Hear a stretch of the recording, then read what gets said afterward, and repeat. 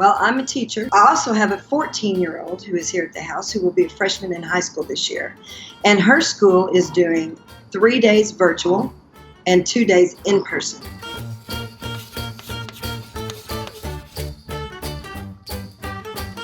For kids, especially older ones, what I would do is I would have a dedicated place, a dedicated location for her to do, or for the student to do their classes. In our house, it's at the kitchen table. It's kind of like going to school, except it's in your own home.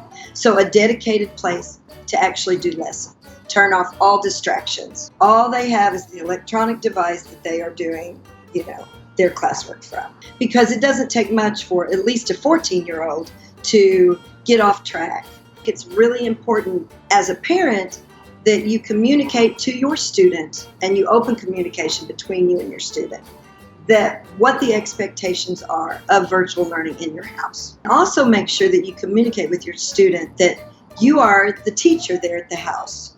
So if your student has questions, they can ask you. You are open to answering any questions, whether it's about what you know about the platform or if they have a question as to what they're supposed to be doing, that the communication is open. As a parent, doubling as a teacher, and between your student who is virtual learning from home.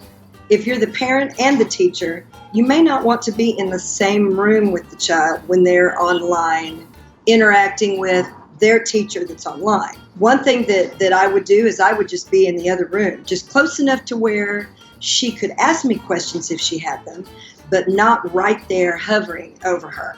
It makes her nervous. You want them to be independent.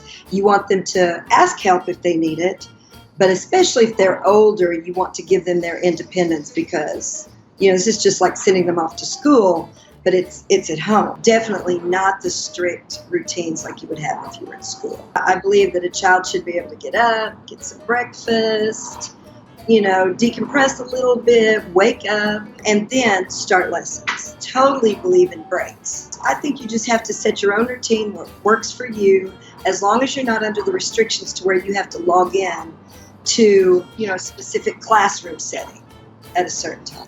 I believe that parents, especially parents of older kids who are going to specialize in like Algebra 2 or calculus, things that maybe you have no idea about. The best thing to do is be honest with your child and say, you know what, I really don't know, but I can look it up and I can help you with that. Find out as much information as you can, get it down to the level that you can explain it to your child. After your child gets offline, exercise for them, like going on a walk.